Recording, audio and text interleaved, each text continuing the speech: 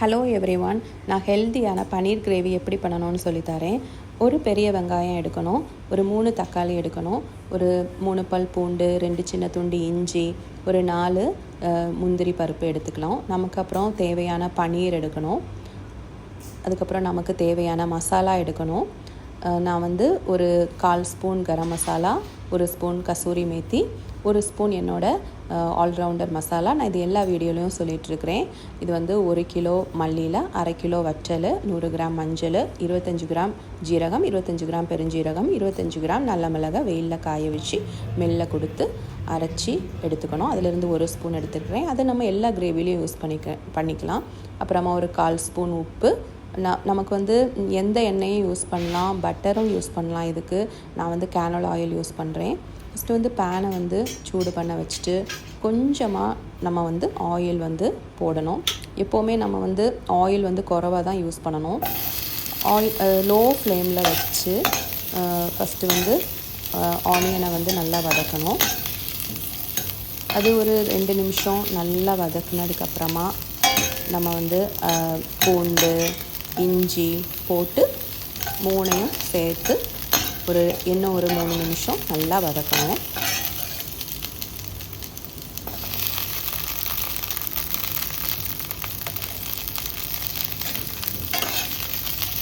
நல்லா இந்த ஆனியனு, அப்புறமா பூண்டு, இந்த இஞ்சி எல்லாம் நல்லா வதங்கினதுக்கப்புறமா நமக்கு தக்காளி நம்ம கட் பண்ணி வச்சுருக்கிற 3 தக்காளியை போட்டு இன்னும் ஒரு 5 நிமிஷம் நல்லா வதக்கணும்.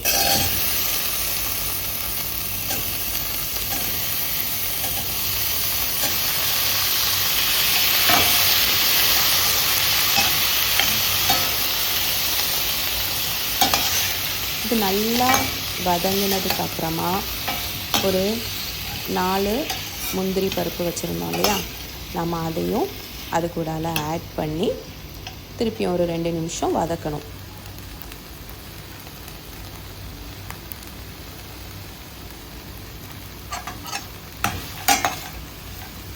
இது நல்லா வதங்கினதுக்கப்புறமா இதை ஆற வச்சு அப்புறமா மிக்ஸி ஜாரில் ட்ரான்ஸ்ஃபர் பண்ணி நல்ல ஒரு திக் பேஸ்ட்டாட்டு நம்ம அரைச்சி எடுத்துக்கணும். அதுக்கப்புறம் திருப்பியும் நம்ம வேறு பேன் வச்சு அதில் கொஞ்சமாக எண்ணெய் விட்டு நம்ம லோ ஃப்ளேமில் இதில் வைக்கணும். இப்போது அந்த மசாலா 1 ஸ்பூன் மசாலாவை ஆட் பண்ணணும். லோ ஃப்ளேமில் தான் வைக்கணும், இல்லைனா அந்த மசாலா எண்ணெயில் போடும்போது அது கரிஞ்சிரும். எப்போவுமே சமையல் ஃபஸ்ட்டு நம்ம லோ ஃப்ளேமில் வச்சு பண்ணும்போது தான் அது கரெக்டாட்டு நமக்கு அது வரும். அந்த எண்ணெயில் அது போட்ட உடனே அதை நல்லா மிக்ஸ் பண்ணி விடணும்.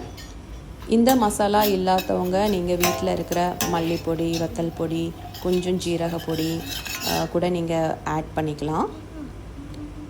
இது போட்டதுக்கு அப்புறமா நம்ம அரைச்சி வச்சுருக்கிற அந்த பேஸ்ட்டையும் நம்ம ஆட் பண்ணணும். வேணும்னா மிக்ஸி ஜாரையும் நம்ம வச்சோம் இல்லையா, அதையும் லைட்டாக கழுகி அந்த தண்ணியை கூட நம்ம ஆட் பண்ணிக்கலாம். கொஞ்சம் திக்காக கிரேவி வேணுங்கிறவங்க தண்ணி ரொம்ப ஆட் பண்ணண்டா, கொஞ்சம் கூட கிரேவி நிறையா வேணுங்கிறவங்க தண்ணி ஆட் பண்ணிக்கலாம். இந்த ஸ்டேஜில் நம்ம அந்த உப்பையும் போட்டு நல்லா மிக்ஸ் பண்ணி நல்லா கொதிக்க விடணும். அதுக்கப்புறமா நம்ம அந்த கரம் மசாலாவையும் ஆட் பண்ணி நல்லா மிக்ஸ் பண்ணி ஒரு மூடி போட்டு ஒரு 10 நிமிஷம் இந்த மசாலா எல்லாம் சேர்ந்து நல்லா வேக வைக்கணும். 10 நிமிஷத்துக்கு அப்புறமா நம்மக்கிட்ட இருக்கிற அந்த பன்னீரை 1 by 1 அதில் போடணும். இந்த டைமில் நம்ம வீட்டில் இருக்கிற நம்ம பிள்ளைங்களை கூட நம்ம இதில் இன்வால்வ் பண்ணலாம். அவங்களுக்கு ஒரு ஆக்டிவிட்டி கொடுத்தது போல் இருக்கும். அவங்களையும் நம்ம கூட சேர்ந்து குக்கிங்கில் இன்வால்வ் பண்ணலாம். அப்போ அவங்களும் இந்த குக்கிங்கை பற்றி படிக்கிறாங்க, அவங்களுக்கும் இது குக்கிங் மேலே ஒரு இன்ட்ரெஸ்ட் வரும். அவங்களுக்கும் ஒரு ஆக்டிவாட்டு அவங்க குக்கிங்கில் இன்வால்வ் ஆனது மாதிரி அவங்களுக்கும் ஒரு ஃபீல் கிடைக்கும், அவங்க சமைச்சது மாதிரி. ஸோ அவங்களுக்கும் ஏதாவது ஆக்டிவிட்டி இந்த மாதிரி கொடுக்கலாம். நீங்கள் எல்லா பன்னீரையும் போட்டதுக்கப்புறமா லைட்டாக எல்லாத்தையும் சேர்த்து மிக்ஸ் பண்ணி விட்டு திருப்பியும் நம்ம ஒரு 5 நிமிஷம் நல்லா கொதிக்க விடணும். அது நல்லா கொதி வந்ததுக்கப்புறமா திருப்பியும் நம்ம அதை ஒரு மூடி போட்டு ஒரு 10 நிமிஷம் கூட லோ ஃப்ளேமில் வேக வச்சு எடுக்கணும்.